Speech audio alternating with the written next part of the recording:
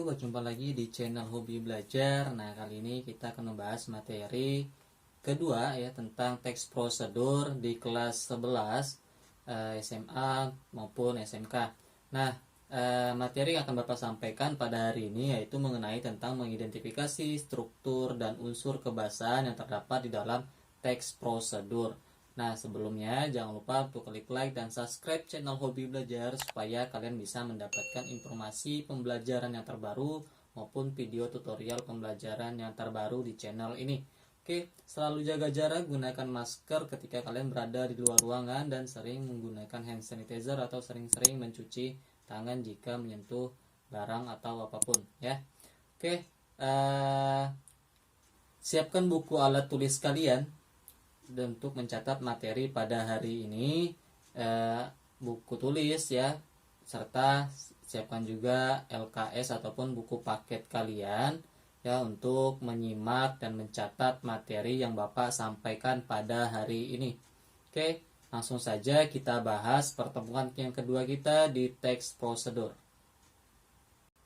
Nah, materi kita itu mengenai tentang mengidentifikasi struktur dan kebahasaan yang terdapat di dalam sebuah teks prosedur ya. Nah, adapun KD dan indikator pencapaian kompetensi yang perlu kalian ketahui sebelum menyimak materi pembelajaran yang akan Bapak sampaikan pada pertemuan yang kedua ini.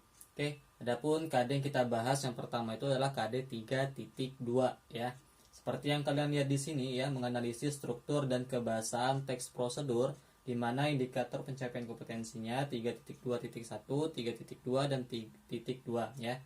Mengidentifikasi struktur teks prosedur dan menelaah kebahasaan teks prosedur. Inilah indikator pencapaian kompetensi yang perlu kalian ketahui terlebih dahulu sebelum menyimak materinya. Nah, namun ada tujuan pembelajaran ya.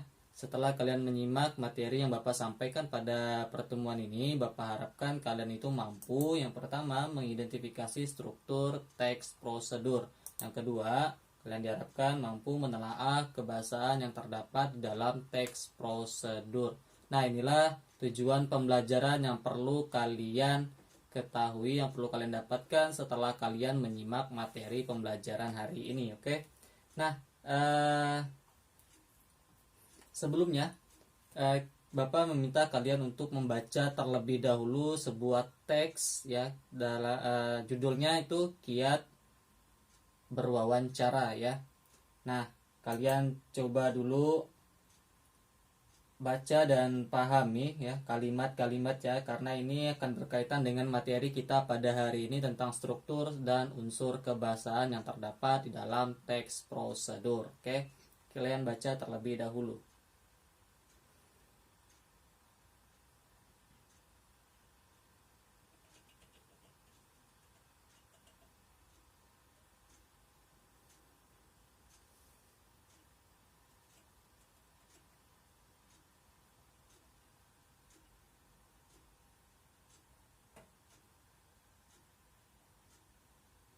Oke, sudah. Nah, sudah kalian baca ya. Nah, di sini ada beberapa struktur yang terdapat dalam teks prosedur ya. Kemungkinan kalian tahu ya, apa saja sih yang terdapat di dalam teks prosedur itu, strukturnya apa-apa saja, ada yang tahu? Ya, ada yang tahu? Struktur apa saja yang terdapat dalam teks prosedur yang kalian baca tadi?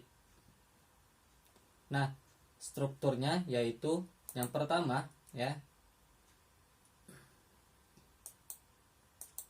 adanya sebuah tujuan. Nah, sebuah tujuan di sini adalah sebuah pernyataan umum yang menjelaskan sebuah objek yang kalian ingin berikan sebuah langkah-langkah pengerjaannya ya, ataupun sebuah penelitian yang perlu kalian tulis terlebih dahulu ya di teks prosedurnya. Ini biasanya terdapat di awal paragraf teks prosedurnya yang disebut dengan pernyataan umum juga.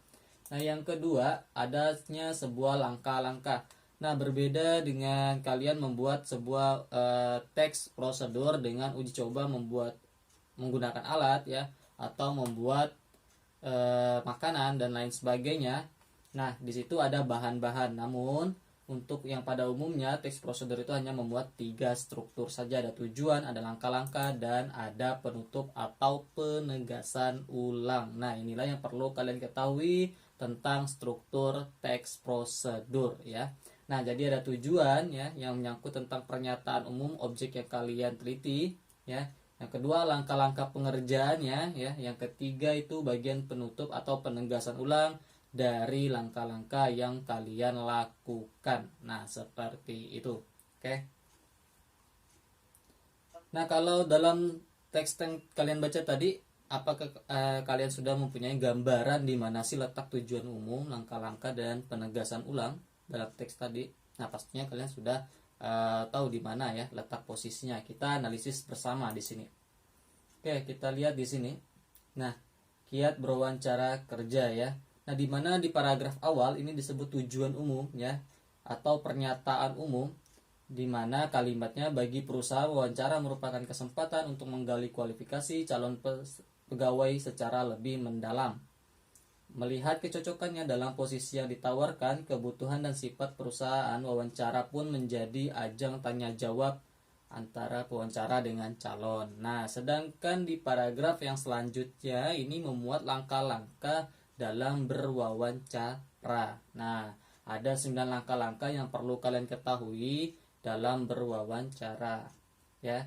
Dan di paragraf terakhir itu adanya sebuah kesimpulan ya ataupun penegasan ulang dari langkah-langkah yang kalian ketahui tadi ya atau kalian buat tadi. Nah, seperti ini strukturnya ya. Kalian lihat di situ ada tujuan, yang kedua ada langkah-langkah, dan yang ketiga ada penegasan ulang. Inilah yang disebut dengan struktur teks prosedur ya. Ada tujuan, langkah-langkah, dan penegasan ulang. Jadi kalian harus mengetahui terlebih dahulu di mana tujuan itu selalu berada di awal paragraf teks prosedur, sedangkan langkah-langkahnya adalah memuat bagian perencanaan dari awal sampai akhir ya.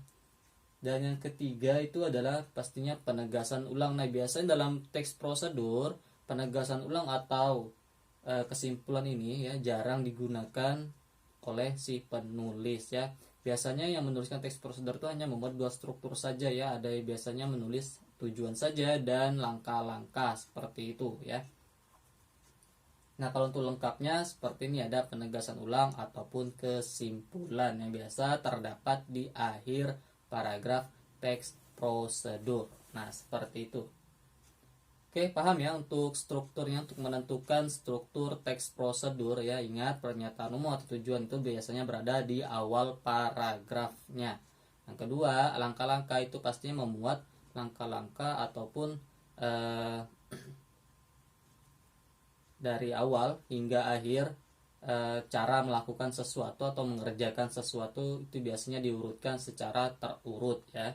Yang ketiga biasanya itu ada penegasan ulang ataupun sebuah kesimpulan. Nah, oke, kalau tidak ada yang ingin tanyakan, kalau kalian mengerti silakan kalian bisa berkomentar di channel ini ataupun di grup WhatsApp untuk menanyakan, Pak, bagaimana cara menganalisisnya, itu kan. Pak, saya belum mengetahui strukturnya apa saja. Nah, bisa seperti itu kalian tanyakan, nggak masalah ya, karena kita saling belajar di sini. Oke, selanjutnya kita akan membahas tentang unsur kebahasaan teks prosedur. Nah, unsur kebahasaan teks prosedur, ada yang tahu ada berapa unsur kebahasaan yang terdapat dalam sebuah teks prosedur ini? Nah, kita bahas. Yang pertama, banyak menggunakan kata-kata kerja perintah atau yang dikenal dengan imperatif ya. Nah, kalau kalian tidak tahu, imperatif itu adalah kata kerja atau kalimat kerja ya. Kata kerja imperatif dibentuk oleh akhiran kan, i, dan partikel la. Nah, ini berbentuk sebuah imbuhan ya. Ada menggunakan imbuhan akhiran kan, i, dan la. Biasanya ini yang terdapat dalam teks prosedur. Nah, kalian perhatikan contoh di sini, ada bentuk dasar, ada imbuhan atau partikel, dan ada bentuk katanya ya. Nah, bentuk dasarnya ada kata pasti, tunjuk, cerita, hindar, dan jadi. Nah, jika dibubuhi oleh imbuhan akhiran atau partikel kan, i, dan la, seperti inilah dia ya. Ada pasti, tunjukkan, ceritakan, hindari, jadilah. Nah, seperti itu. Pastikan kalian menutup rapat lubang itu. Nah, itu kalau jika ada menggunakan kata seperti itu, ya biasanya dia menggunakan kalimat imperatif atau kata kerja atau kalimat kerja, ya. Ada kata lah di awal katanya, ya, di kata dasarnya, berarti dia menunjukkan sebuah kalimat perintah. Tunjukkan, ceritakan pengalamanmu tentang dunia pekerjaan yang kamu minati misalnya. Ini bisa juga kalian gunakan dalam bentuk imperatif, ya. Ada ceritakan, ya. Gak mesti bentuk dasar ini saja, ya. Yang pastinya kalau kalian ingin melihat di mana sih letak kalimat perintah itu ditandai dengan imbuhan atau partikel akhiran, ya, yaitu kan, i, dan lah, ya. Kalau kalian mencari kalimat perintah dalam sebuah kalimat teks prosedur, tentukan dulu partikelnya, ya, kan, i, dan lah, ya, pastinya. Oke, selanjutnya sinonim dan antonim. Nah, sinonim di sini merupakan persamaan kata dan antonim itu merupakan lawan kata. Nah, pastinya dalam sebuah teks prosedur itu memuat sinonim dan antonim ataupun semua jenis teks lainnya, ya, pasti adanya mengandung sinonim dan antonim di dalam teksnya, ya. Nah, sebagai contoh, kalian perhatikan di sini ada kata antonim dan kata sinonim, ya. Nah, cara membacanya seperti ini, ya. Lawan kata maksimal adalah minimal. Karena antonim di sini lawan, berarti kita harus mencari lawan katanya maksimal. Kalau maksimal ini pastinya lawan katanya adalah minimal. Singkat, lawan katanya adalah panjang.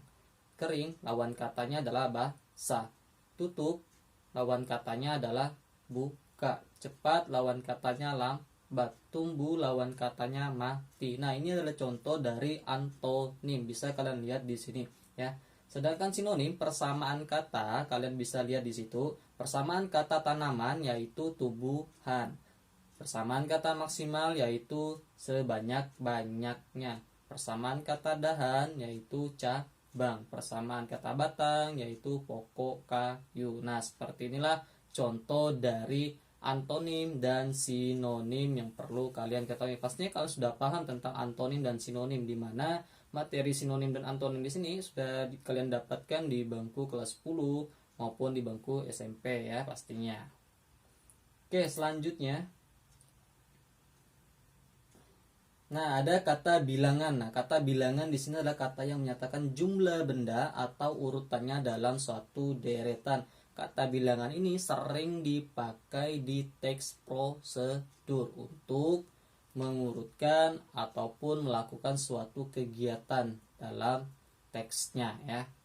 Nah, seperti contoh, nah kalian perhatikan di situ ada kata pertama, kedua, ketiga yang bertuliskan mereng, ya. Ya, kalian lihat di situ pertama, kedua, ketiga. Nah, kata pertama, kedua, ketiga ini merupakan kata bilangan. Jadi nggak perlu pakai penomoran lagi, ya. Kalau kalian membuat teks prosedurnya dengan kata seperti ini, pertama, kedua, ketiga, nah itu juga sudah benar, ya. Karena dalam teks prosedur itu biasanya juga menggunakan kata bilangan. Nah, perhatikan yang pertama. Pertama, carilah dahan yang ukurannya sedang, tidak terlalu besar atau tidak terlalu kecil. Kalau kalian perhatikan kalimatnya di sini, ya, di sini mengandung ada kata bilangan, ada kalimat imperatif, dan ada yang namanya itu antonim, lawan kata, ya. Nih, kalau kalian menganalisisnya, kata pertama, ya, kalian lihat di situ kata pertama, ya, yang ini kata pertama ini merupakan kata bilangan. Sedangkan carilah dahan yang ukurannya sedang, nah ini merupakan atau mengandung kalimat imperatif karena menggunakan partikel lah dalam kata dasarnya cari, ya. Tidak terlalu besar atau tidak terlalu kecil. Nah, ada besar, ada kecil. Ini merupakan sebuah antonim. Antonim atau lawan kata besar adalah kecil. Nah, dalam satu kalimat itu bisa mengandung 3 unsur kebahasaan dalam teksnya, ya. Yang kedua, Ukurlah jarak antara batang pohon dan tempat yang akan dikupas kulitnya paling sedikit, kurang lebih 10 cm. Ketiga, kupaslah sekeliling kulit dahan yang akan dicangkok dan dengan panjang kupasan kurang lebih 5 cm. Ya, ini kata bilangan. Oke, next ya, kita lanjut, yaitu ada kalimat persuasif. Nah, dalam teks prosedur juga menggunakan kalimat persuasif ya. Pasti ada kalimat persuasif dalam teks prosedur yang nanti akan kalian buat maupun orang yang buatnya ya. Nah, pengertiannya adalah salah satu jenis kalimat yang digunakan atau bertujuan untuk meyakinkan. Nah, kalimat persuasif di sini jenis kalimat yang digunakan bertujuan untuk meyakinkan, mengajak, merayu atau membujuk pembacanya untuk melakukan suatu perbuatan dan aktivitas yang disampaikan oleh penulisnya ya. Nah, kalau kalian melihat sebuah kalimat persuasif dengan makna atau yang mengandung bujukan, ajakan ataupun rayuan, nah itu merupakan kalimat persuasif. Ingat ya, ada yang mengandung meyakinkan, mengajak, merayu, membujuk ya, itu merupakan ciri-ciri dari kalimat persuasif. Oke, sebagai contoh kalian lihat di sini, penggunaan bahasa yang baik juga menjadi keharusan. Nah, di sini juga meyakinkan ya, untuk meyakinkan si pembaca dalam berwawancara ya. Pada teks berwawancara tadi, penggunaan bahasa yang baik juga menjadi keharusan. Ini merupakan sebuah kalimat persuasif yang mengandung untuk meyakinkan pembaca ya.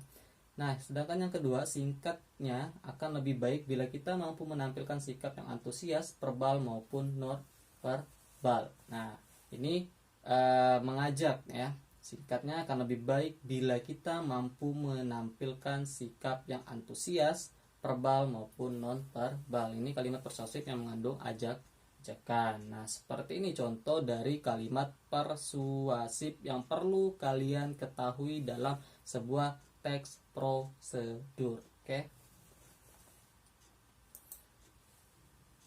Nah, ini sebagai tambahan ya.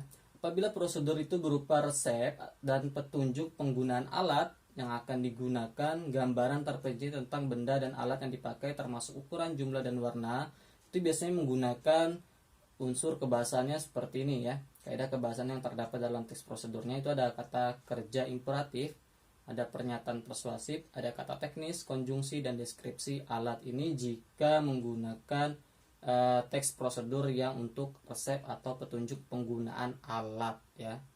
Nah, kalau seperti yang contoh berwawancara tadi ya, ketiga unsur itu terdapat dalam teks berwawancara tadi ya. Ada kalimat imperatif, ada antonim sinonim, dan ada kata bilangan maupun kata persuasif ya, kalimat persuasif ada 4. Oke, paham ya untuk materi kita hari ini. Nah, kalau kalian belum paham atau belum mengerti, silakan ditanyakan di grup WhatsApp atau kalian bisa memberikan komentar di channel YouTube ini. Oke, Bapak akhiri pertemuan hari ini. Assalamualaikum warahmatullahi wabarakatuh. Sampai jumpa di video pembelajaran berikutnya.